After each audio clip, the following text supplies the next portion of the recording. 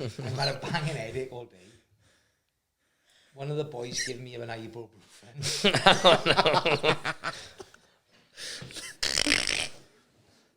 This sounds elaborate. I've asked the boys for ibuprofen. But the have given me a Viagra.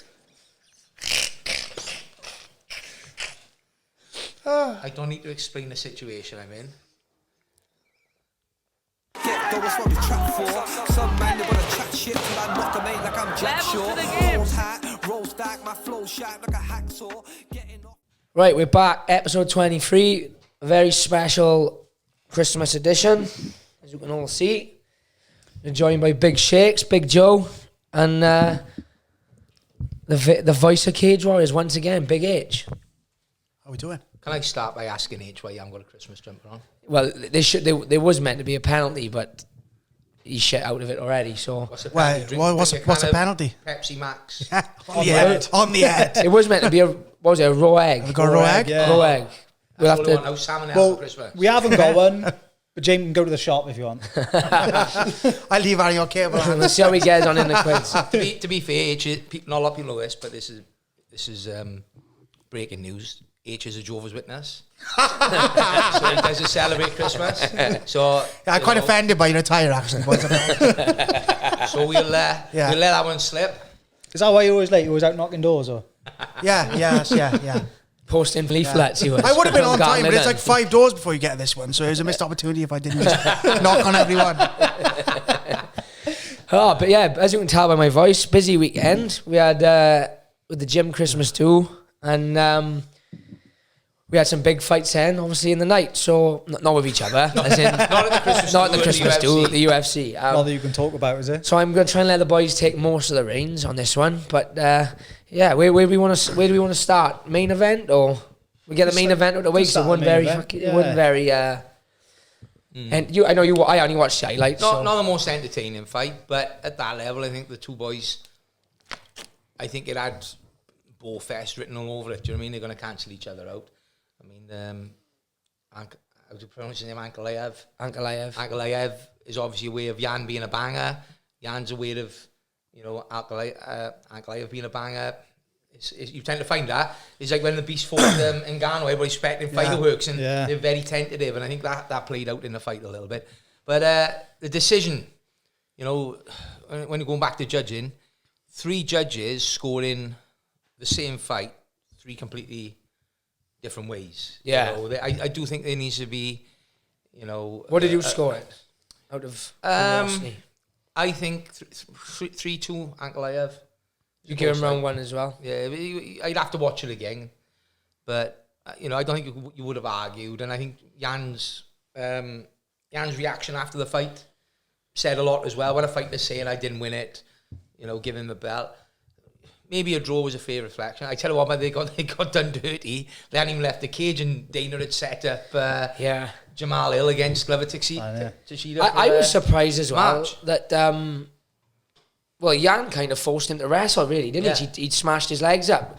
I heard DC say in the commentary, Jan's made of steel, and to smash his calf in, but they're opposite stance. So to smash his calf in with the inside kick. Yeah, inside kick. His shins must be literally be made of steel, because obviously even when you're kicking inside, to be aiming for the calf, whether he's checking or not, it's going to be a lot of shin on shin, and he didn't falter at all, did he? At one point, he had both of his legs gone, didn't he? Not bit of an anticlimax, wasn't it? The last numbered show of the year. I just felt the main card in particular didn't live up to some of the undercard was a banger, mine. It's a shame because obviously the main event was meant to be Yuri and Glover, wasn't it? And that was such a fucking mad fight last time that I think they probably lined that one up, because I think it would have gone exactly the same. It would have been chaotic. I think any fight with Yuri is going to be chaotic. So I think they lined that up with the expectation of finishing the last pay-per-view with a bang. And then obviously, like you said, wicked undercard, but it was just a bit of a... especially when you look at the main event last week on a fight night, Kevin Holland and Wonderboy. Yeah, and that's a problem. I think I was a big old set of shoes to fill when after the footsteps to follow after that. But no, it was good. It was a good card in general. Some good fights, undercard. Threw up some bangers. Rosenstruck. Yeah. Rosenstrike just come out like a Domination. lunatic. You know, Christ. I read today 23 strikes in 21 seconds. That's going some of that size as well, isn't it? And the fight's over in 20. Against mine, you know, what's the kid's name he fought? Dakaris, Chris Dakaris, Dakaris. yeah. He's two brothers, Yeah, isn't he? he's a tough old Yeah, cookie he's as a well. good He's kid. not someone who goes over. He's a good capable fighter. So to go out the way he did, you know, he's put himself back in now. A couple of wins, you know, because the heavyweight division He's wide open. is wide open at the He's moment. another one was the 18-year-old. What's his name? Rosa Junior. Yeah, he. I gotta be honest. Have you watched it? I haven't watched it. Right. Let me tell you, like, I always like follow the stay downs, and if there's any comments, and you tend to follow it the fight. And the kid that he fought was like, "You're not going to take me down once. These people are not going to matter. You're not going to take me down once." The kid's come out, threw a couple of shots, shot, takedown, control, submission, and made it look like a mismatch. Yeah. Really? Yeah. He was saying he was going to break his jaw, wasn't he, at the press conference? 18 years of age.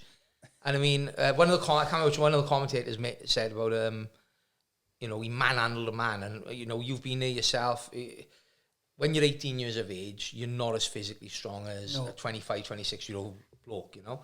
But he's gone out there and his genetics must be insane because he absolutely ragdolled him. And the way he finished him, you'd have thought... And calling for a title shot. Yeah. Like, you've got to have a kid. The kid got confidence. You know, 18 years of age on the biggest stage, 7-0, and like, yeah, I beat Sterling. To be fair to him as well, though, like, not just genetics, obviously he's gifted genetic, but like, I had a little look on his Instagram, I think he's like been wrestling since he was like 4 years of age. Like, bit like me in a way, kind of been in this, even at 18, he'd been in the sport, probably 10, 15 years. Or maybe not 15, but...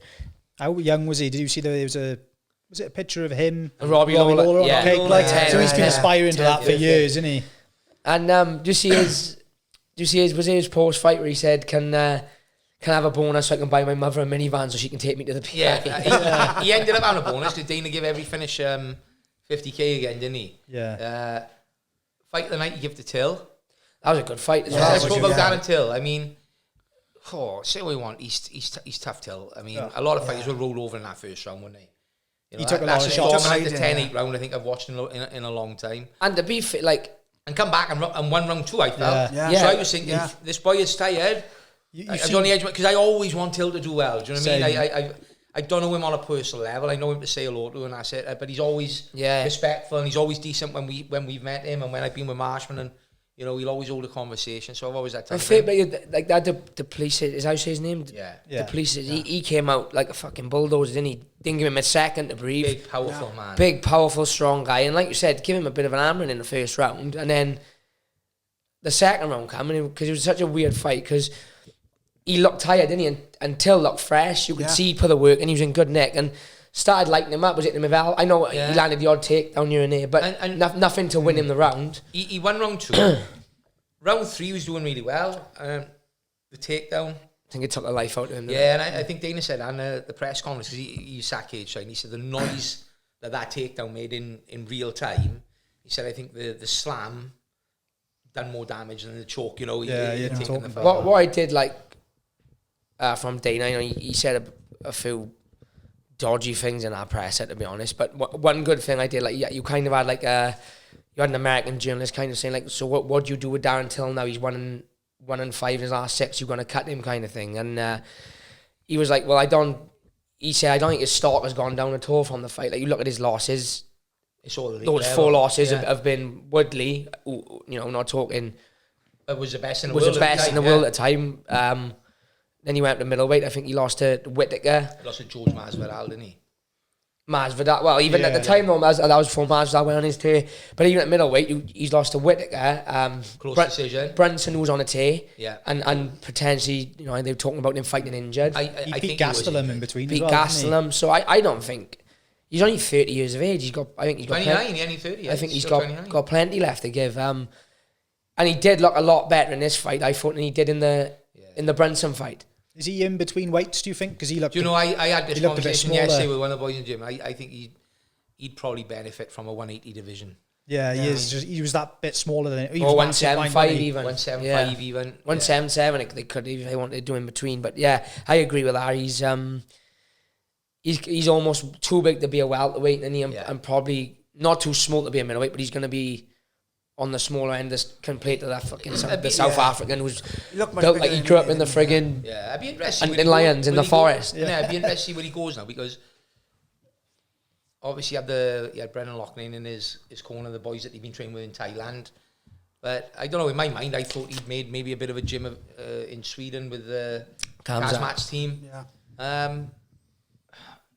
Again, maybe he needs to find that settled place. You know, he did say in his interview he's still working in Liverpool, but none of the guys are in his corner.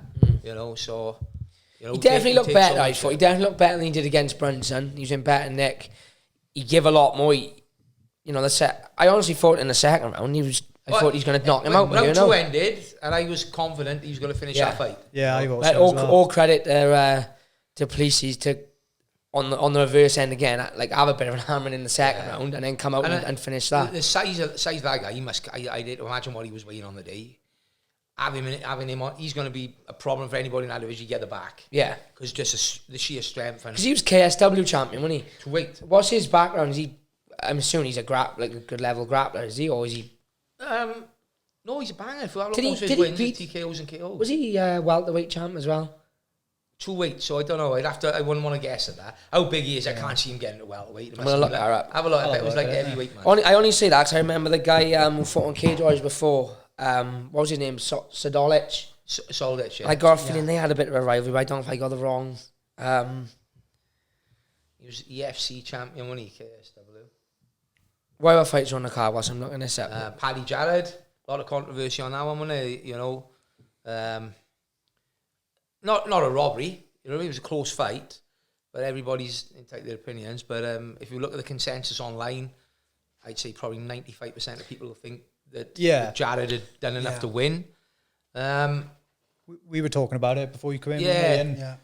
We talk about when you look at the judging criteria, it brings it a bit closer than you would think it would be. Yeah. But when the fight finished, in your head you think Jared's won, don't you? But me and Jack say, we're Paddy fans. You know, we've got a decent relationship with him and the rest of his team, and we always want him to do well. And I was sat there watching it Sunday morning, gutted, thinking, oh, he's lost. Yeah. Do you know what I mean? Then as if he got blitzed, I just thought, oh, he's lost this close fight. But I you know, in my mind, I thought he'd lost. Yeah. So, sorry to jump off topic, but he did fight Sadollah.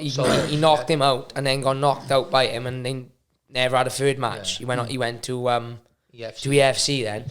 But yeah, with the Paddy thing, and I think the only reason there's so much is because it's Paddy. Because it's Paddy. Yeah. Do you know what I mean? Yeah. If that had been any other fight on the card, you wouldn't have had such the furore. But I think it was a perfect storm. The business between him and Ariel, the interview with Dana, all the things leading up. There was a lot of eyes on him. Big Las Vegas crowd, big following in the crowd. You could see that. Good ovation. And then, you know, I think if it'd been any other fight on a card, they'd have gone, oh, close decision, maybe didn't agree with it, but we move on. Yeah, but that's because it's Paddy, it's the topic all over Twitter. That's what I was going to say. Whatever way you scored it, whether you scored it to Paddy or to Gordon, I wouldn't call it a robbery. No, far from a robbery. Because I knew the result. I knew the result before I watched it. So then when I put it on, I was expecting, you know, because I seen everywhere online, oh, it was robbery, Dana White privilege, this and that. And then when I put it on, like, I was watching with Katie, my missus, and you know, she ain't no fight expert, but she said the same. She was like, oh, I don't know, these rounds are quite close. And I thought the same thing. Whether you argued it to Paddy or to Gordon, it was a close fight. You know, it wasn't all one-way traffic, one way or the other. I think it depends where you're scoring. I don't think there was anything off both, like you said, because it's off both sides. Nothing really stood out in the fight for Jared or Paddy. It kind of reminds me of an underwhelming fight, I found it. It kind of reminds wasn't close to reminds finish, me of the McGregor effect, like you said. You know, because it's Paddy. It was like when McGregor fought Khabib. If you stripped away that was McGregor and that was Khabib, any other person would be like, cool, that was a dominant performance from Khabib. Yeah. But because it was McGregor, you have people even to today saying, oh yeah, but if he could just stop the takedown, you know what I mean? Or he did, you know, he landed a couple of shots on the feet. But in hindsight, we watched the fight back. It was like 3 rounds to 1 till the finish. But like you said, it's kind of, there's always, that's the nature of the beast. The more famous and more popular they are, the more interesting to see. And the more average fans you're going to have chiming in on your fights as well. Yeah, more casual fans. The more casual fans, not average fans. I think, yeah, he'll coming out of this week, if anything, he'll have more eyes on him because although it's not his fault what the judge has done, people still look at him like it is his fault. It's not his fault. The old adage, isn't it? Any sort of coverage is good coverage, whether it's better. Brendan Sharp made a good point, and Brendan Sharp gets a lot of stick, but he done a really good video on his podcast, and he said this isn't a Jared Gordon problem, this isn't a Paddy Pimblett problem. It's a judging this is a UFC judging problem. He said it's not Paddy's fault they judged it, gave it to him. It's not Jared Gordon's fault that they didn't give it to him. It's I know you got Dana saying, "Oh, Gordon had a terrible game plan," and this and that. It's not the fighter's fault. No. The fault lies on the judges. And it's actually a commission issue, though, isn't it? The commission picked the judges. And a lot of the judges, unfortunately, ex-boxing judges with next to like minimal or zero martial arts experience. Right? Like Joe Rogan always says it, and I agree absolutely 100%. Do you know what I would be doing if I was running that organisation? I'd have every head coach on the roster doing the IMAF Mark Otter type, judging criteria courses. And say, for example, if it's a card in Europe that Jack's not on, they contact me and say, "Rich, will you come and judge?" Yeah, I think you need that articulate brain that's got a full understanding of grappling, wrestling, and striking. What exactly is going on? Because I'm telling you now, I think some of these judges have not got a clue. A clue. I mean, look at the guy. The one judge, I don't know if you've judged Paddy's fight, but he was also the Sabatello Stotts fight.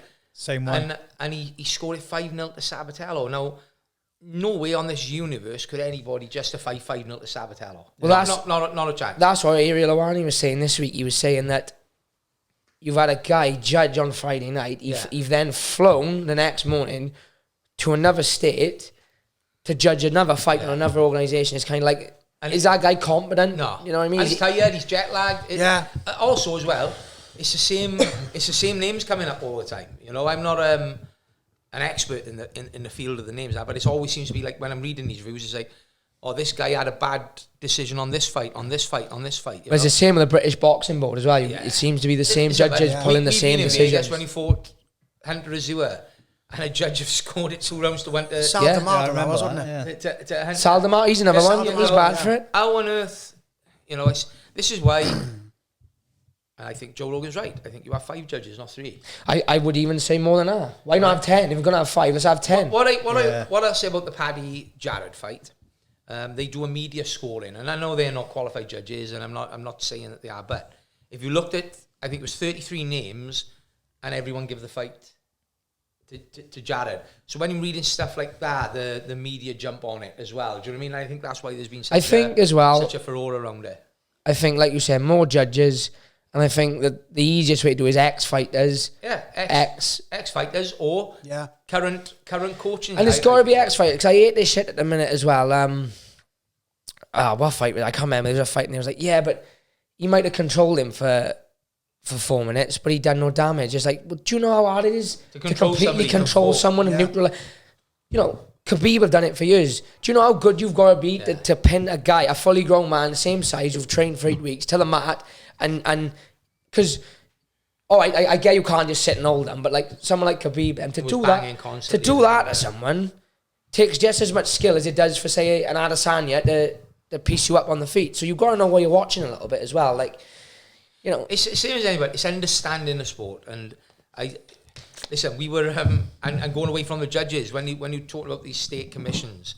Where did Marshman fight Thiago Santos? Canada. We're in Canada, and Marshman had been stopped TKO, and he had a cut on his head, and he was rocked, but he wasn't knocked out. I didn't argue with the stoppage. I think they could have given him a couple of seconds, but he got rocked. He hit the floor, and he's followed up, and they stopped the fight. Backstage, and it's a cut, so he's had some stitches in his head, but there, wasn't it? Yeah. And the UFC official says to the commissioner, the doctor, how long is the suspension? She says, I don't know. This is honestly, I don't know. All the time I go, 6 months. I jump in and go, fucking 6 months? It's a cut on his head. I said, mate, this can't... They went and got the UFC doctor. Yeah. The UFC doctor comes back and says, what's it? I said, they're saying 6 months suspension. I said, for what? I said, this is his livelihood, 6 months not getting paid. So the doctor comes, checks him over the UFC, and he goes, to be honest, I would go 8 to 12 weeks on that, and we ended up taking the 12 week, which would be right anyway, because you're not going to fight anyway. You're not going to fight in that 12 week period. Well, you remember, but just shows the level of incompetence in some of these states where you have to have a commission come in to legally have the show running in the. Can you remember when I think it was my debut with a weight cut? So we were waiting to weigh in, and similar sorts. We were waiting to weigh in. You done your blood pressure. Obviously, fucking, drive, but waiting to get on the scale. I'm out or drunk or whatever. So they pull us up to do a medical, and they do my blood pressure, my pulse. Like, his pulse is high and his blood pressure. So like, we can't pass you on the medical. And I'm like, well, can I wait live get on? So then the UFC doctor have come over, and they've said, what's the issue? And he's like, yeah, well, he's dehydrated. He's not drunk for 20 He said, put him on a scale, give him half hour, and we'll check. And to be fair, everyone we've had since have kind of done that. They'll test you after you've waited a little, because even a little bit to drink, and then we done my big difference. You had speaking on bad heart rates, when I done the weight cut in London, and this is part of the reason why I'm going up to featherweight. But they done my pulse, and my pulse was like, what was it? Critical. It was like 155, which is what it would be usually if I was running on a treadmill, and I was sat here in a chair. So the doctor was like, look, we're not gonna fail you, but we need to monitor you for half hour. So I was like, I had a drink, and within 20 minutes. You know it's serious when they go, put him to the front of the queue. Front of the queue, jackal, because how it works in the UFC, you weigh in the morning, and first come, first serve basis. So if 10 people have got there before you, you weigh in 10th. Right? There's no ifs or buts. Just you arrive, you sign in, you're ready, you go first. You go say, I don't know what we were, 5th or 6th, 7th. It was quite early, wasn't we? We were like 5th or 6th. We're always in, we Oliver. And the doctor goes, no, you need to go to the front of the queue, is critical. My stomach's in my mouth as well. Do you know what I mean? As his dad more than his coach. I'm like, we're going to have to pull him out of this now, do you know what I mean? But then within 20 minutes, it start putting some back to normal. Some fruit, and he was back to normal. Are you getting headaches and all going on then? You must be fucking. You're in that much of a knot. You don't know what the fuck's I think, let's stick on this topic a minute. But I think bantamweight have killed you with the last 3 or 4 fights. And I honestly think in March 18th, watching you fight at 145 will remind people of how you were in the first couple of fights in UFC, because I think the weight cut have had a massive impact on your performances. Even against Tamua, like for me, I was fight of the night. You didn't get it, but everybody was raving. And you've gone 3 full rounds there, and everybody's saying, "Oh, he's got cardio for days," and all that. But I could see that 3rd round, because the weight cut was horrific. That one was horrific. You know, that was the one where the doctor said we might have to pull him out. I could, as your coach, I could see that you were not firing on all cylinders. Yeah, well, I was just doing 3 rounds on being fucking hard-headed. I mean, I was from feeling fucked halfway through the second, and it was just on mentality and thinking, no, I can't stop, because if I stop, he's going to end up beating me. So, and you're not going to be small for 145, so no. I look forward to see what they put on the table for us. But not to make it about me anyway. There's your podcast, to be fair. Yeah. Our podcast, mine and Joe's podcast. And sometimes Shake's and yours. We're all in. Well, did we have a question about Paddy and McGregor or something like that? Well, he's looking at. Who's the other fight for on the main card? Bryce Mitchell. We'll talk about that one in a sec as well. Come sit in the mic, James. All right, we got a question from James Mystery. Is Paddy following the footsteps of McGregor, or are these two completely different situations that don't come close to each other? Is that James Mystery from Full Reptile? Yeah. Is it? Yeah. Shout out to James. Yes, James. We know we've made it. When James is asking us questions. James is putting messages and questions on our podcast, boy. Thank you, James. One of the top lads in the sport, James. A lot of time for him. I think they're completely different characters. They're completely different fighters, and they're on completely different trajectories. I think Paddy has probably got bigger, faster, personally. Yeah. I think Paddy has blown up. I think Paddy could probably go most places in the world now and will get stopped for a picture, whereas I think back when McGregor was probably 3 fights in, although he was really famous in America and really famous in Ireland, there would be certain places. Strip it back to the Cage Warriors day, were both fighters. Would Conor have been able to sell out an 8,000-seater arena at Cage Warriors at the time. He wouldn't have. No, maybe not. But even but Pat, what I'm saying is Yeah. Paddy had built a huge Been fan doing it base. consistently, yeah. Yeah, Even before he went into the UFC. even on a on like a social media stamp, I think Paddy had like 1 million followers within a couple of weeks of his debut, whereas I don't think McGregor, I know we're in a different age now, and we were talking nearly 10 years down the line. So I think Paddy is probably more famous early on. He's probably a bigger select. I don't mean stars in the fight world, and obviously McGregor's the biggest star he's ever been in the sport. But what I mean is in like celebrity wise now, everyone's kind of like, oh, you know, who's that Scouser in the UFC? You know, but then I also think McGregor was on like a trajectory towards the title that we've never seen before. Like, and the way he done it, knocking everybody out, predicting the round. So this is what I'm saying. The talk, like, you know. if you think Paddy in his fourth fight fought Jared Gordon, who was a really tough fighter, a really good fighter, had 9 odd fights in UFC, but he's not ranked. Yeah. McGregor in his fourth fight knocked out Dustin Poirier in round 1, who was ranked number 4. Yeah. So I think they're completely different. I think Paddy's probably was a little bit more famous than what McGregor was at this stage in the career, but I think McGregor was closer at this stage in his career to being who he is now than what. I think Paddy's still got plenty of time, and I think he's got time to grow and grow as a fighter, but I think McGregor already at this stage, like, I looked at McGregor when he knocked out Poirier and I thought, he's going to win the belt. Yeah. And then and I wouldn't even argue. He's going to go up and win the second belt as well. Whereas with Paddy after Saturday, you probably think, right, well, he's going to go back to the drawing board now, address certain things. Yeah. And I'm intrigued now to see who they match Paddy with next and what they do with him. Whereas with McGregor, he was like, when he knocked Poirier out, you was already thinking, well, title shot. He's probably going to have a title shot.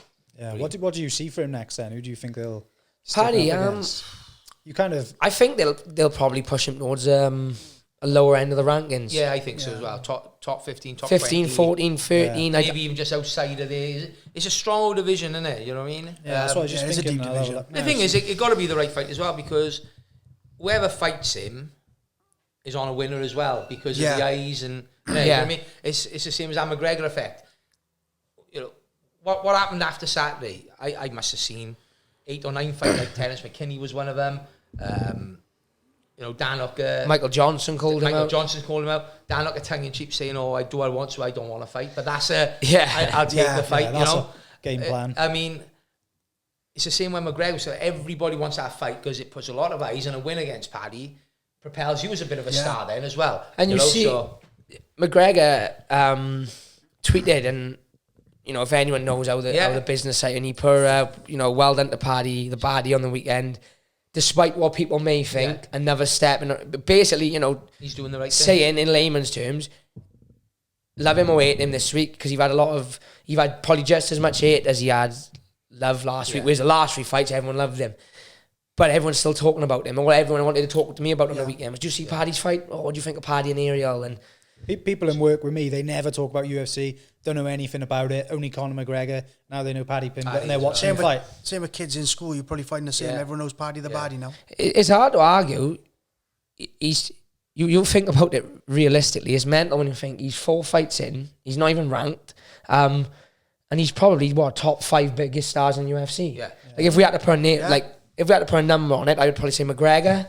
If we're including the guys who's not in no more, you got probably McGregor, Khabib, Nate Diaz, Stylebender, Masvidal. You could chuck Paddy anywhere in there behind McGregor and Khabib. Yeah, I agree. Anywhere behind McGregor, Khabib and Nate, they're probably the top 3 biggest celebrity stars. You could chuck Paddy in amongst any of them, and he's one of the most well-known, most known. So the question was, are they on the same trajectory or are they different, was it? Yeah, like for me, I think they probably both got the same goal. Both got ambitions of being UFC champion. I'd probably say skill-wise, Conor at this stage was probably a little bit further ahead. As Jack said, Dustin Poirier, you know, he's taken out the top 5 guys there. And as Jack said, I just think they're similar. I don't even think there's a similarity. The only similarity is the fame. And they're superstars. Yeah. Outside of that, their personality is completely different. Their fighting style is completely different. Their following is completely different. Their fan base is completely different. But Paddy, you know, also said in his interview, he's not in a rush to fight now. He's got businesses to look after. You know, let's be honest, he could probably walk away and, you know, he could 100% walk away. UFC today and still make millions and millions year on year. Yeah. You know, because he's established. I know he's we've known him years, haven't we? And I know he's a wacky character, and he comes across like very impulsive, which you don't know how he fucking is, because he's. You can tell he is with the way he speaks. He is interviews. a genuinely good lad. He's smart, isn't he? Yeah, you know, and what they don't say, I think, Joe, like I've had lots of dealings with him for 10 years, and I have nothing but respect off him. You know, he's always courteous, he's polite, really respectful. Got time for everyone as well. Time, and that's reciprocated. I got a lot of respect for him and his team. You know, we always say, I think the next gen team up here in Liverpool have got a very similar family teamwork. You know, based around all being friends as well as fighters. Very similar to us as a club, I think, isn't he? So he's probably good luck to him. Under a ton of pressure as well. Probably people trying to pull him this way, that way, innit? He manages that pressure well, man. No, 100%. Yeah. You know, when he had his UFC debut, mind, he didn't arrive until the Thursday. Now, we go 10 days before because of the jet lag. Is unreal when you go out there. It takes you a good 3-4 days to level off, get used to the heat, get used to that dry air. Paddy rocks in on a Thursday, mind. And they were following him on cameras from there. He hadn't even had a fight. Put out a hell of a performance, and he knocked the lad out, didn't he? It was a knockout, wasn't it, the first time? knocked him out. Clean and just took her on a straight, and I just thought... Well, that shows how you can't coach out to somebody. He's got that self-belief and that resilience to do what he wants. That shows how big of a star he was anyway. Like, you had camera crews on him from the minute he got off that plane. He hadn't even fought in the UFC. His second fight in London, they put a security detail 24 hours on him. Really? So there's security following him around that hotel, waiting on his floor, outside on his room on the floor, making sure on his second fight.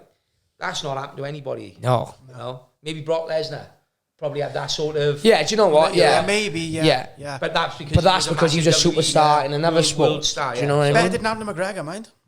No, wouldn't it? Would it? No, maybe he did later on because McGregor. No, later on. Not his second fight. McGregor likes a bit of... Not his second fight, that's what I'm saying. Definitely. The other fight we wanted to touch on, Topuria against Bryce Mitchell. Yeah, I've always rated Topuria, but Bryce I've always rated as well. And the way that he dealt with him, like Bryce is coming out now saying, I was rough, I'd had the flu. My take is this, and I always say this to him, if you're going to go into a fight, like he went in with a broken shoulder, you can't complain about it after. You've made that decision to fight.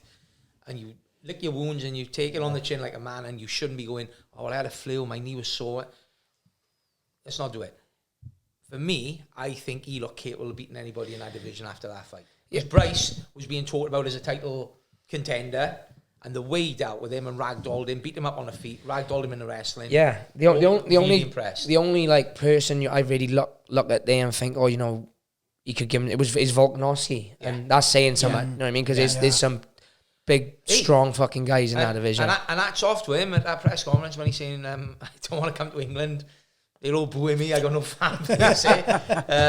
Can USC come to Madrid and because of his Spanish heritage, make me and Brian Ortega main event? And I'm like, fair play. That's like standing up and going, you give me the second best fighter in the world, pretty much. Yeah. Because him and Paddy went it a little bit, didn't they? They had the running in London. They went it again, and I was wondering, was he gonna? Well, I think Dana pretty much said it, didn't he? Shut it down, didn't he? He said, look, that guy's gonna break the top 10 on Tuesday. I'm sure he'll be looking towards the title shot. Was any other fights we missed? How'd you say his name? The Argentinian kid that knocked him out in the third round after losing the first Ponzinibbio. Tell him, you know the kid he fought Reece McKee, didn't he? Yeah. He took that fight on 3 days' notice. Do you know what's his name? Alex Marino. Alex Marino, right? Yeah. Right. Is it Marino? Yeah. Yeah. Moreno, So is it? Moreno. Something like that, isn't it? Great or something, isn't it? He turns up, doesn't look physically like a fighter. Genetically, he's not ripped to shreds. But God, he can fight, mind. I've watched him a couple of times. I'm always impressed. Yeah. I was watching it thinking, he's going to stop him, but I know he's going to end up in the rankings. He got starting it in the third bloody round. And took it a short notice as well, though, didn't he? What was it, a week? Well, Not even a week. It was like 4 days. Yeah. Not just quickly touching it before we get into the quiz and the question. I don't want to harp on about it too much because everyone's going to be fucking bored of it by the time this comes out. You see the big blowout between Paddy and Ariel. Thoughts on that first deck? To be honest, but again, because it's Paddy, it's blown up. I'm shocked at the way Paddy and Dana went at him a little bit, I'll be honest, because regardless what we don't know the ins and outs, we don't know the full story, but I just found it, for me, I found it distracting as well. Like, I wouldn't be allowing you to be doing that 3 days before your fight. You know, it's not because all your focus should be on the fight, you know. And I don't know, I got no thoughts either way on it. Do you know what I mean? I mean, Paddy's got his version of events.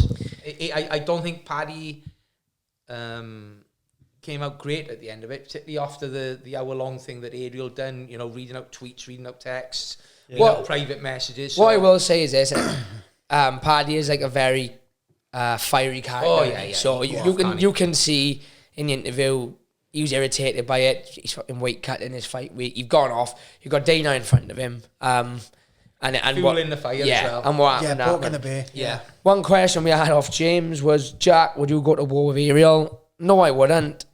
James. One of the Patreon. Yeah. And that's specifically because I am got 2.4 million Instagram followers. So if Ariel...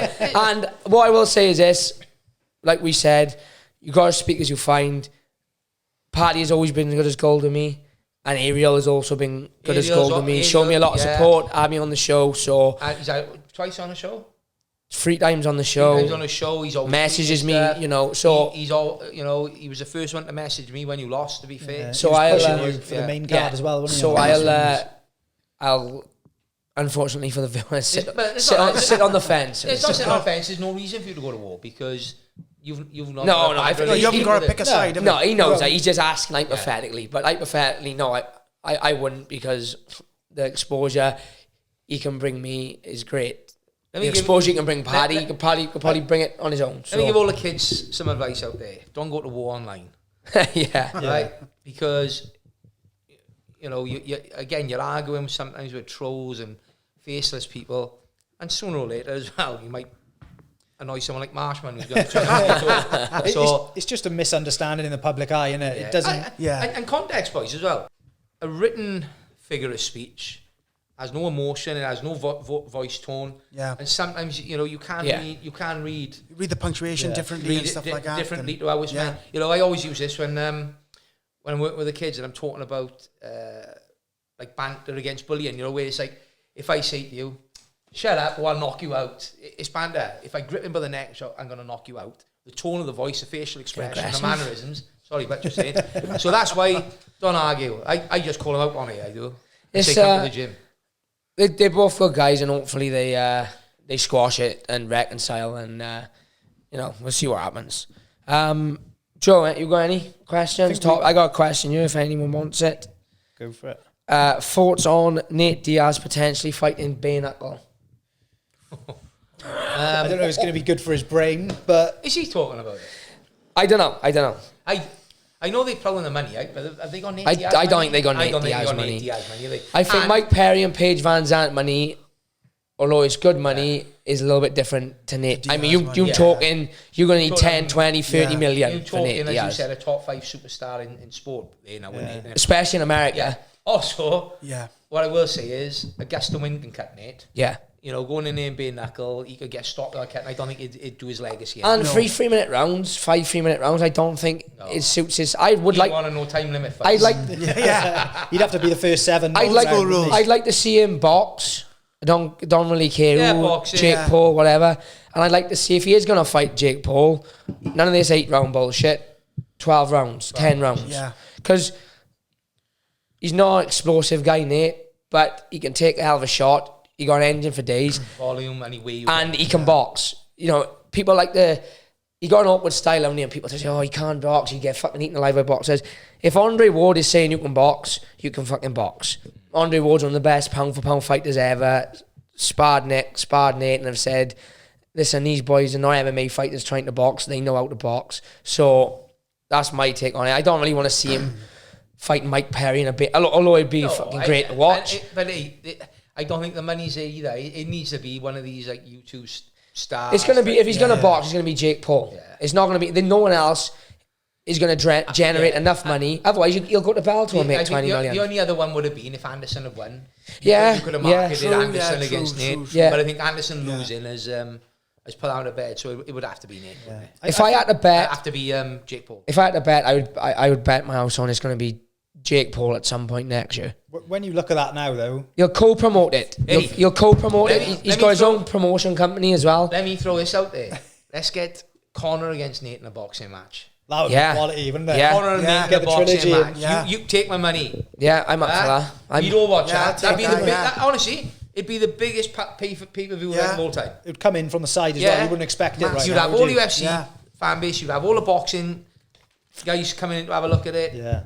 All the casuals, like just... You hear your first Loads of 10% guys. commission. Yeah.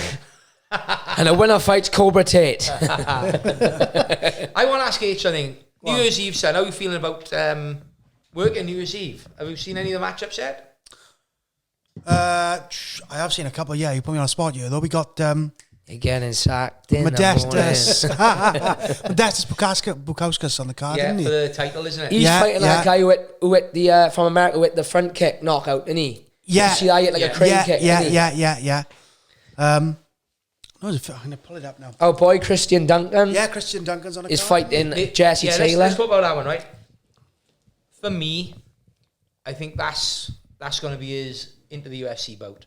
Second title defense against a former Cage Warriors champion, former Ultimate Fighter winner, Two-time Ultimate Fighter winner, one of the most experienced fighters on the planet.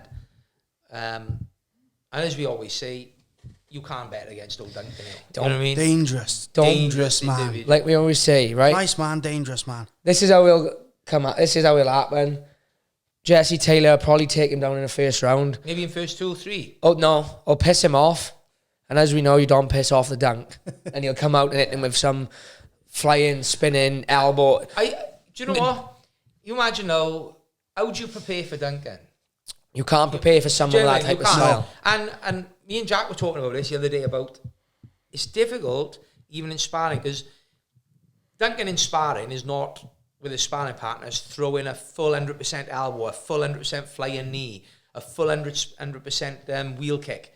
So in sparring, there's probably guys who've had a spar and thought, I feel, I'm all right here with the world champ. Yeah.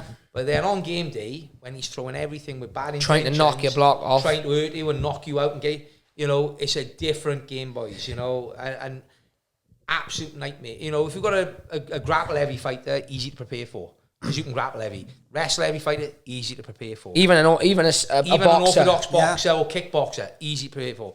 Somebody who's throwing back elbows, flying knees, wheel kicks, inside elbows, outside elbows. Me and I've known Duncan for a couple of years now. We've become quite friendly. Just from him fighting on the Cage Warriors amateur days. And he's been down the training list. And I never watched him as an amateur, and albeit he was a hell of a lot more raw then. You could see he played basketball. You could see he was athletic, but he was really raw. Couldn't, you don't mind me saying this, couldn't wrestle.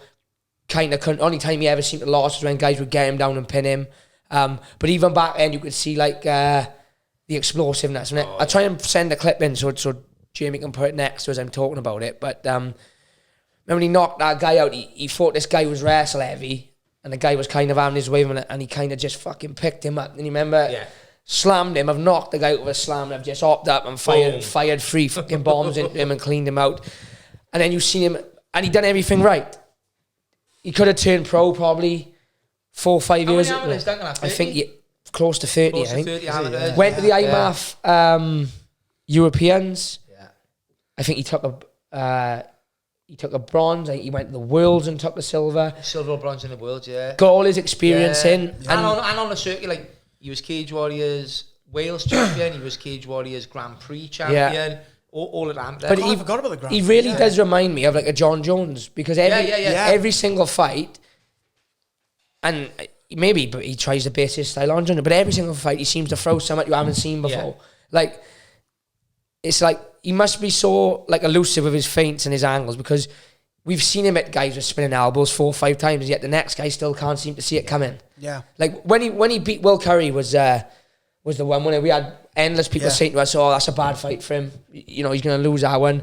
First fight, he hit him with a flying knee. It was a bit of a controversial stoppage. Then the second fight, he beat him at his own game pretty much. He out-wrestled him, out-scrambled him. And now he seems to have that wrestling lockdown. Yeah. And he's not going to come out and have a moan that there's no one for 3 rounds, but he's going to have to keep himself on the feet. And I think that'll ultimately especially with 5 rounds leading to knocking 5 out rounds in front of Jesse that man Taylor. is going to be a tough night. But I also got to give props to his coach, Mark. Yeah. You know, Mark. You know, we've had lots of conversations with Mark over the years, and he's like, I want to give him as like a boxer, as much experience as possible. So like Duncan, people going, 6-0 world champion. Yeah, but he's had 30 amateur fights. These boys had 15 pro fights, but no amateur background. Then there's a lot less experience in him. And he's defended and to be as well. fair, he's doing it with Jordan Little. Yeah. Now, you know, Jordan's probably coming up 20 plus fights. And they don't take no easy fights. No, they don't take, and, you know, Mark is not avoiding fights. He's easy to deal with as a promoter, I can tell you that. And he's always looking for the toughest test for his boys. So, and a great example of a coach who's been there, seen it, and done it. People forget. Mark has fought on Pride, UFC, Cage Warriors, Cage Rage. I don't know if he had a Bellator or a BAMMA. I'd have to have a look at that on the scores. But, you know, an absolute OG pioneer of the game, and doing a great job as a coach from what I can see now. You know, so hats off to him. But I just think the way he's developed these young fighters is how a lot of coaches should be looking at as well. Yeah, no like we always say, it amateur's not about padding your record. It's about testing yourself, getting your mistakes out of the way, ready for my lads will tell you, we take on everybody at amateur. You know, if it's a fight there, we'll take it. Right, one more little question before have we got a quiz? We've got a quiz, yeah. Before we do the Christmas quiz. Isn't even a Christmas quiz? So Jesse Taylor, Duncan. Jesse Taylor, Duncan. Yeah, what do you want, the title fights? Or what's the title fights? I got Sam Creasy and Shaj Hack. Oh, good fight. Good fight. Nice to see they That's a rebooked it. rematch, isn't it? Yeah, Shaj beat him Yeah, years yeah, ago. yeah, Yeah, but they were meant to fight a couple of weeks ago, weren't they? But I think Sam was ill. Yeah, Came that's down a good with fight. And then we got obviously Modestus and Chuck Campbell. 3 title fights, Modestus, light heavyweight belt. And then you've got Duncan and Jesse Taylor. So it's 4 title fights or 3? 3. Oh, 3. And it's UK versus USA, isn't it? Or you've Europe got like versus USA. Damon Wilson and Tobias Arilla. Shaj has fought 2 of our lads, hasn't he? Martin And Chris. And Chris, yeah. So He's been around. He's been around a long time. For me, I always remember him beating Ronnie Mann. Thinking, that was a massive win at the time. He gone up to bantamweight to do it as well, rather than flyweight. But it's a tough fight. And props to Creasy for taking this, man. Creasy's the same. He don't take an easy fight. Creasy's probably 1 fight away from the UFC. Yeah. And they've given him a guy who beat him. Someone who's beaten him in previously and is probably the best flyweight in Europe outside of there. That's a tough fight. He fought on that Evervale card, didn't he? Sam Creasy did. Creasy did, British or something, was it? Stipe Miocic he fought. Yeah, that was a good. Yeah. Well, he dominated that, didn't he?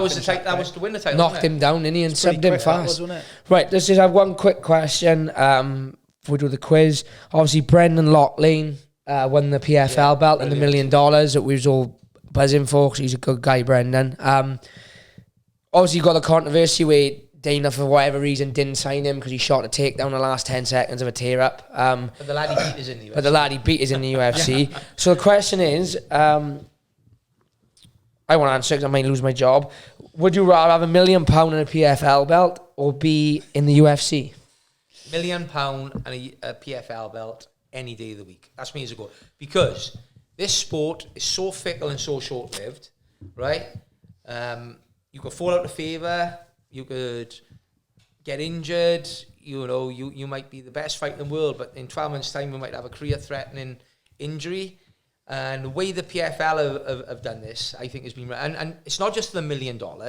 He's on a good contract as well. He came up... They release they do release the pays. You know, I don't want to speak about his business too much, but the one I read, the fight before last year, had 85 and 85.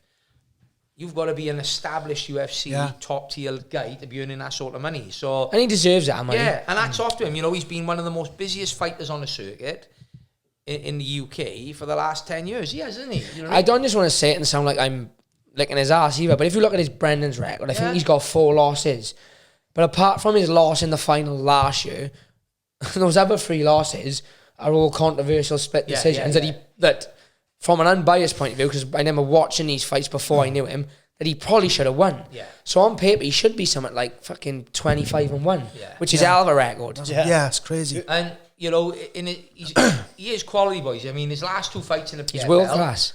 He's not had 1 takedown. I haven't given up 1 takedown against 2 elite level Division 1 wrestlers. He's got brilliant cardio, you know, and he can go for days. You can give him 5 rounds every fight, and he's good to go, isn't he? You know what I mean? He's tough. He can strike, he can grapple. Great and striker. He's got great takedown defense. You could chuck him in the UFC top 10 now, and I think you give anyone in there. He'd beat more than all his own. Where do you want to go? So I'm guessing now, I don't know the ins and outs, but as a champion now, they've probably upped his contract. He's probably 120 and 120, right?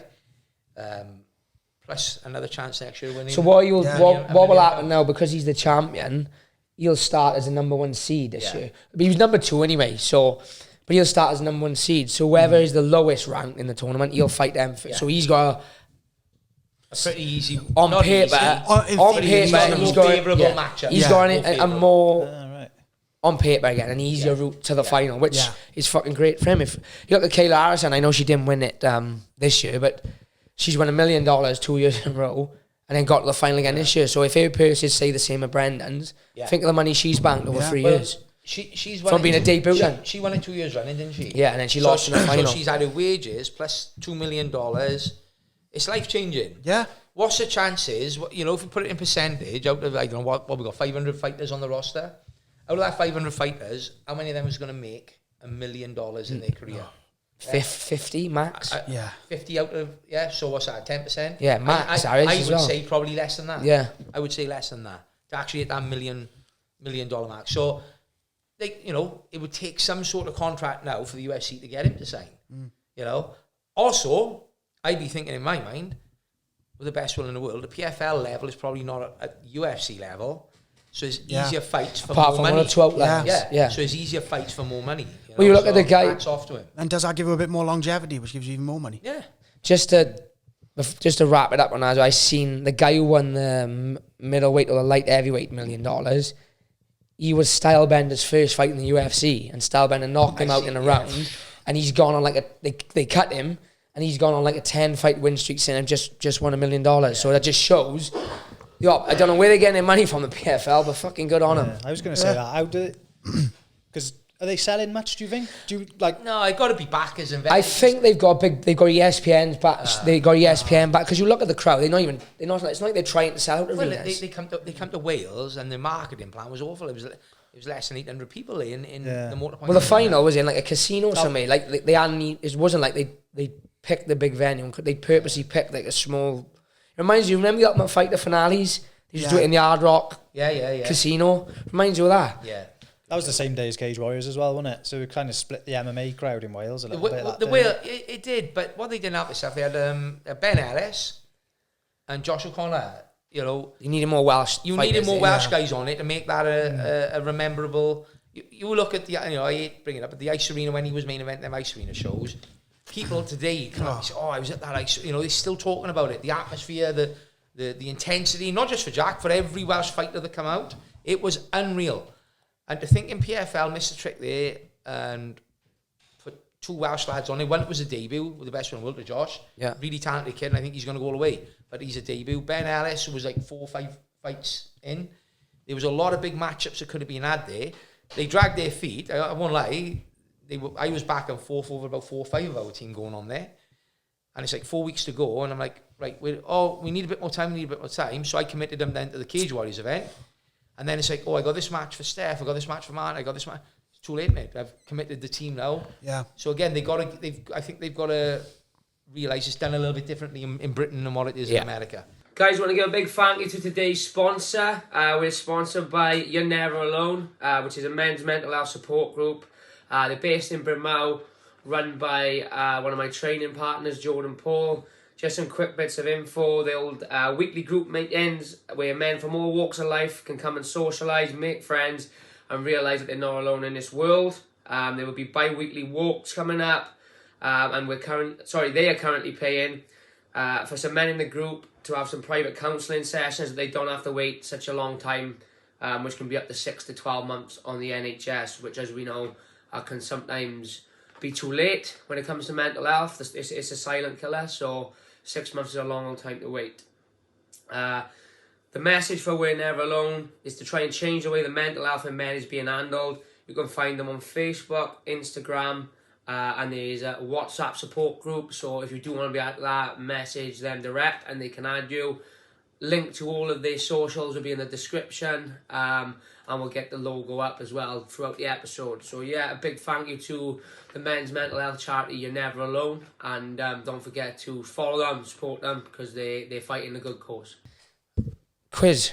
Let's fucking wrap it up with a Christmas quiz. He's been in charge of this, so I can't. What's the penalty? Look for the loser, whoever's last. Hang on, what type of quiz is this? That's a UFC quiz. I might be alright. Might be. I might be alright. I might. I don't know why we've done that. We done the hot chip challenge on UFC. I see that one. That was brilliant. Mold. We got paper? Because I know H will cheat. Would I do a thing like that? He'll say, oh, I was going to say that. Got Jehovah's Witness like me. Religious man. Oh, Days. ladies and gentlemen, this is H. That's right. He's in a gentleman, yeah. H, Fighting in the red corner. You announce the quiz. H, give us the quiz announcement. Ladies and gentlemen, welcome to the Tanked Up Podcast 2022 Christmas Quiz. Yeah, baby. Here we go. How many questions? Right, so it's a weird setup. We've got questions. We've got points in each one. So question 1 has got 5 points. Don't like this shit. No. Just because I might Trying to put it on the back of my car to make myself feel at home.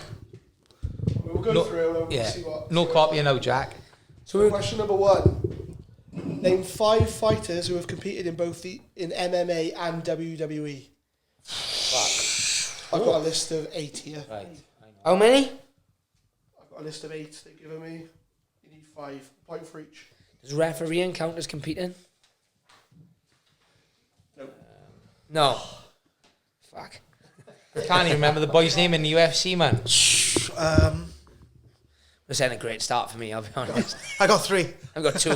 I got 3, but one of them was a ref. Like, I've got 4. I'm gonna have to guess one. I think. I know 4, but I can't remember the bloke's name. I don't matter about that, don't count. You had a back and forth on Twitter with him. Oh, no, you've just given me my fifth. Come on, there's got to be a time limit on it, surely. That's some kind of way of cheating, that is, definitely. I know. 10 seconds. I'm not going to think of any more, so I'm... 10 seconds. As you call them, we'll shout out if we got them. Hands up if you got him. Brock Lesnar. Yes. Ronda Rousey. Yeah. Oh, how can I forget her? CM Punk. Yeah. Yeah, that's what I couldn't think of, but I remembered him in the end. Ken Shamrock. No. Oh, Shamrock. Dave Bautista. Yeah. Yeah. Jake Hager. No. Bobby Lashley. Yeah. Shayna Baszler. I had 4. Well, I got another 2. Because I got a point for these. Cain Velasquez. Oh, yeah. And Yeah, WWE. Yeah. You He know did do WWE. He fought Brock. No, No, that was Yeah, he did. not in WWE. Jim, Google it. I'm not convinced. I thought Cain he fought... Velasquez, WWE. He did too. Yeah. I thought he just did like... And I got Lucha one Libre. more. I got one more that they've all missed. I feel like I should get a bonus point for this. Matt Riddle. Yeah, Matt Riddle, well done. RK Bro. So, do we get a point each for each one we had, or? Yeah. Yeah, 2. Right, so I got 4. 5. Put your points in the corner. Rub them off now. Off. Right, question number 2. Name the UFC's top 5 pay-per-views. In order?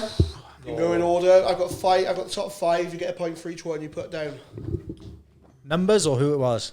Who it was. Oh, hang on, it's top 10. Let me scroll down.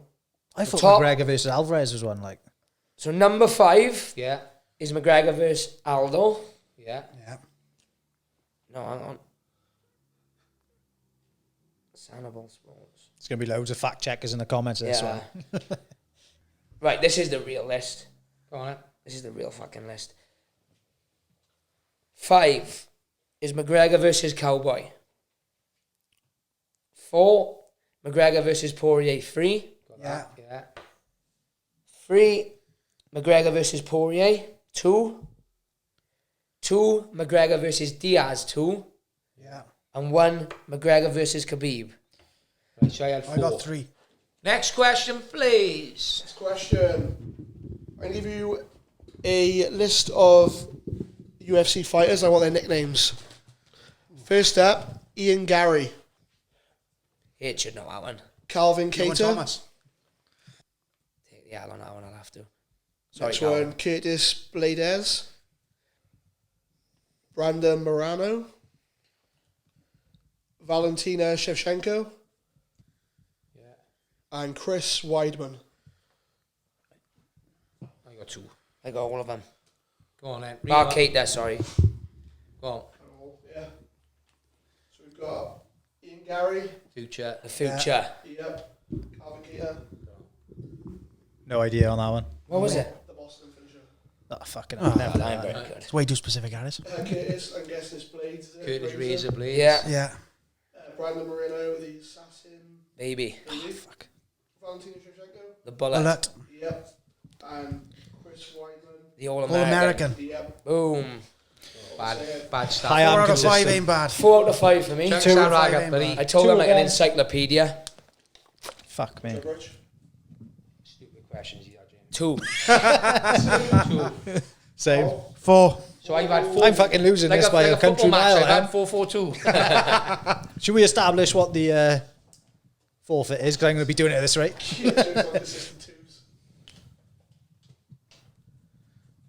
Go on, what's next? Right, next one is, what are the current UFC pound for pound top 3? Yeah. Yeah. One word. Right, so number 1. How many do we need to say? Top 3, wasn't it? Top three. Yeah. Volkanovski. Yep. Yeah. Number 2. Islam. Yep. Number 3. Usman or Edwards, I said. I went Edwards, I yeah. went Leon. Dick, you can't fucking pick 4. You've got to put them in order. Edwards. Edwards, yeah. Oh, nice. You've got them in order. 2 out of 3. You got 1. 3. Volkanovski. Edwards and Islam. You haven't got them in order. Oh, did you want them in order? That's for, I just asked for top 3. Top 3. Yeah, 1, 2, 3. No. He's starting to get nasty now. Yeah. Don't he's take that cheap. rag. He's afraid he's going to lose, eh? What do we have? 2. This is the biggest one. So we've got, name all the current men and women's title holders. Oh. I ain't writing it down. I'll just bang it out as I go. Do you know what I done the other week? I named every bantamweight in the history of the UFC in order. Every bantamweight ever. Have I got to write them champion. down? Champion, Yeah, right. yeah. Yeah. Yeah, I've got to write It's them the down. rules. So, So flyweight, bantamweight. I'll just put the initials now, and you know what I mean? so Men and women. bantamweight. Go on, Jack. Take us from. Heavyweight Francis Ngannou. Yep. Light heavyweight is vacant. Yep. Middleweight Alex Pereira. Yep. Welterweight Leon Edwards. Yeah. Lightweight Islam Makhachev. Yeah. Featherweight Alexander Volkanovski. Yeah. Bantamweight Aljamain Sterling. Yep. Flyweight is Figueiredo, and a bonus point is for Moreno, is the interim champion. I didn't give a bonus point. That's all right. I'll have this after one. Female then, Nunez is 145 and 135. Valentina's 125 and Whaley is 115. 10 out of 10, bitches. No, 11. Well, I missed one. Who do you miss, Pat? Amanda for both. Right, 2 more questions. These are from Ross from the Energize Show. Go on, Ross. Go on, Ross. So only one fighter has had his opponent gone in 60 seconds twice this year. Finished under a minute. Who was it? That's a good one. Cheers, Ross. Used to like us boys at the Energy Show and all. Yeah.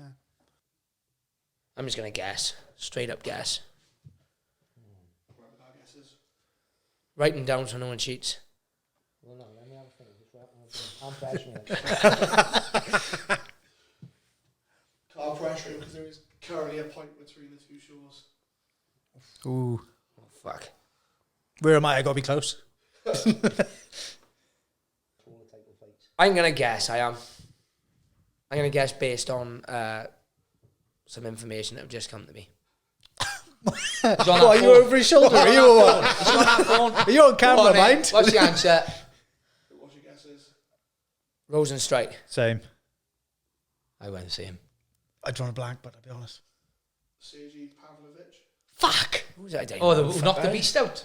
Knocked the beast out in time. Ah, for fuck's Not sake. the- I think we need to check to see if Rosenstrike's done it as well. well. Done, Ross, good question. Good It question. was a good question. Fair I think play. Rosenstrike's done it as well. So this one's the decider for the shores then. Last question. Who is the most tested fighter in UFC history since USADA. Ooh, there's a couple it could be, innit? Tell you what, if you can tell me the number of tests he's had as well, I'll give you a point. I'm a little tell you. In UFC history. Yeah. Who asked this question? Ross again. Ross. Is it like the top 3, I would guess? I feel like it's obvious, but maybe it's not. I don't know. I don't know. I went quick for my answer. Maybe I'm wrong. I've gone quick for my answer, but Yeah, I've just gone with what came into my head. Yeah, same. ready. Go, Tank. Already? The Mac. No. Oh, what? The Mac as well. I went TJ Dillashaw because they're bound to test the fuck John out of him Jones? after. Paulo Costa. Fucking makes sense. No, do you know what? He put a post up the other day about Yeah, it. the secret juice. Yeah. He did. 97 times. Fucking Jesus hell. Christ. Got some I'd be piss out- testing him as well, mind the shape on him, to be fair. They got some piss out of him. We know a sure one, but which one? So in 4th place, Go on. Howell was 17. Suffering the penalty. Unreal, but. Joe next up with 19. So we had one on 25, we had one on 24. The winner with 25. Jack Shaw. Boom. No way. Fucking boom. No, that don't count. I give him CM pound. Right, and you write down 4 answers for the top 3 pound for pound. And some information came to him at one point. I don't know what happened, but Anyway. I honestly could turn the tables over. I feel. Joe, tell him, tell H the punishment, and we're going to do it Right. live on camera. the punishment, as agreed earlier today, so it's not a fix, is we can send a text to one person on your contacts. Each. I think it'll be a different person. But we won't get him the sack, so we can't text Graham. No, I think don't ruin your life, but let's. Have we got Graham's number? Yeah. Yeah, we can't text Graham, that's off limits. Or should we do one between us all? No, we do one each. Righto. So let's have your phone, H. Is our phone still on, Jack? Yeah. What you need to do now is get your phone and film the text. You bring that camera over Bring now. that camera over to it. I'll read it out as I type it anyway. Have you got your phone? Do you mind recording on your phone? Do you? I know what I'm texting straight away. Joe? I think. And I'll look for his contacts first. Brilliant. Brilliant. You almost had the raw egg as well, mate. Yeah, it's, He's deleted some contacts. Yeah, no looking through or anything too dodgy. What's your girlfriend's name again, H? Look at the one with the love heart. there's 1 year, H, that would ruin your life. But I won't do that to you. Come on, pick someone. What's your missus' name, H? Olivia. Simple and effective. We'll also add that he ain't allowed on his phone for 10 minutes after the text is sent.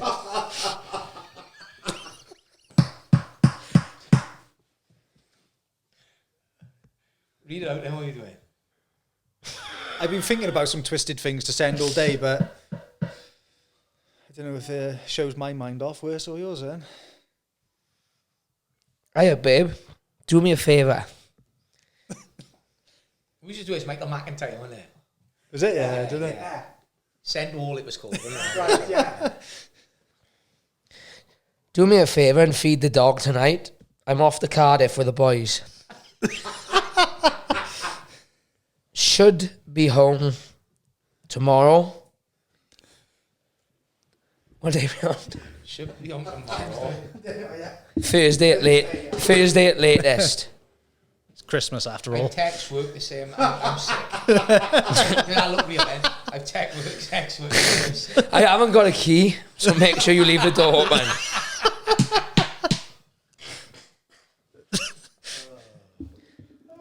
Don't panic. I've sorted it with work. How'd you finish your text? With a kiss or? No. Nothing? No. Oh, yeah, but he does. He's just trying to fucking throw you off a scent. Scroll up, have a look. You never know when we'll pop up, Jack. Don't No, I thought it was going up. Right, from start to finish. Hiya, babe. Do me a favour and feed the dog tonight. I'm off to Cardiff for the boys. Should be home tomorrow, Thursday at latest. I haven't got a key, so make sure you leave the door open. Don't panic, I've sorted it with work. If you need anything, ring my mum because I'm going to be off the grid. Love you. Send. Let me have a look through the list. Is it iPhone? Yeah. You'll have to work it for me. That's the top. He got some chicken chops in there, mate. Chicken King. USA chicken. Oh, hang on, Olivia's message back. What's she said? Loads of laughing faces. Just text back. Glad you've took it well. Yeah. Yeah, okay. Say, glad you've took this well. Thanks. Not to say, See you Friday. You're the best, babe. thanks. Knew you'd understand. Go back to the list now. Here you go. Is his dog a boy? Yeah. Make sure that dog is walked seriously. You've got to leave a sweat now. Cause Yeah, I'm replying now. So, What I will say is fair play to you. You're taking it in your stride. You got no choice, really. It was almost you, wasn't it? It was almost me, It was almost mate. you. I'll be brushing up before the next quiz. Yeah, I mean, yeah. is his old mum on you? His mum. Oh, his dad. Yeah, I don't want to Yeah. see his mum. Send the dad. No, I said, nice one. He's His leaving Rod me. is to at the moment.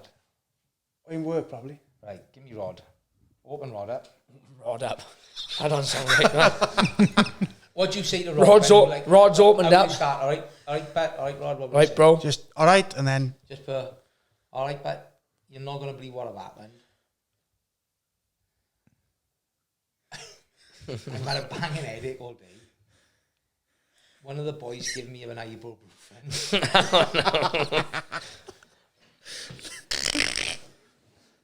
This sounds elaborate. I've asked the boys for ibuprofen.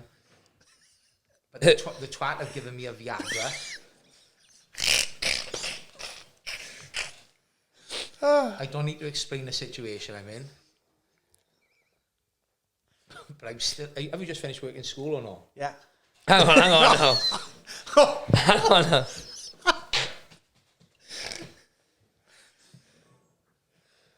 Obviously, you would understand the situation I'm in.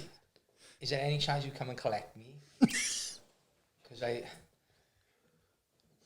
No. Is there any chance you could bring me a pair of joggers down? Because it's showing through my school.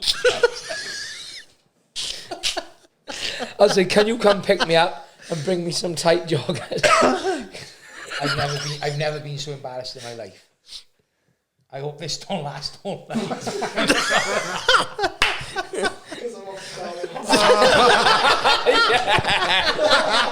Yeah, finish that. I hope this don't last all night because I'm off to Cardiff with the boy.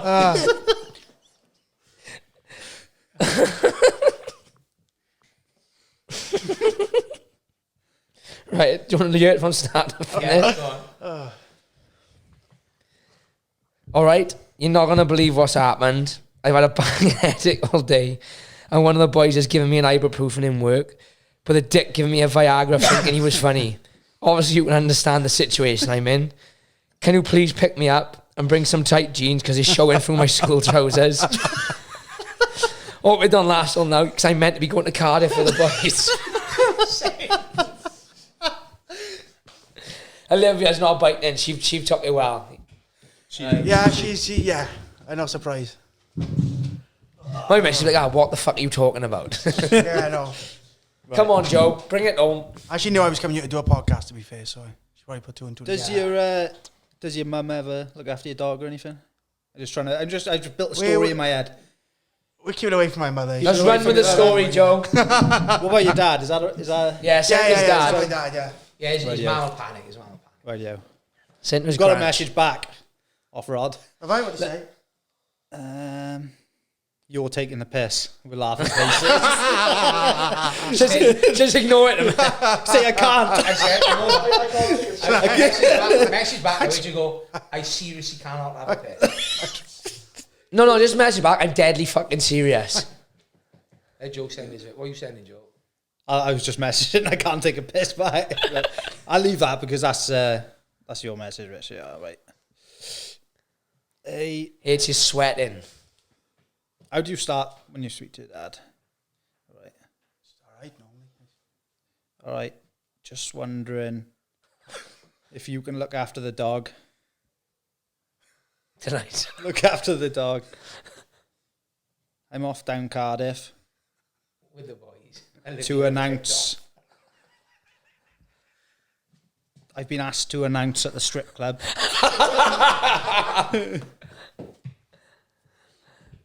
Say weird setup. Weird setup, I know, but I couldn't leave the money there. Weird setup. Money's not great. Joe, money's not great, but you know the crack. Money's not great, but you know the crack. Strangely, they've asked me to wear a mankini. What colour do you reckon? H, if he rings now, your man who got an answer.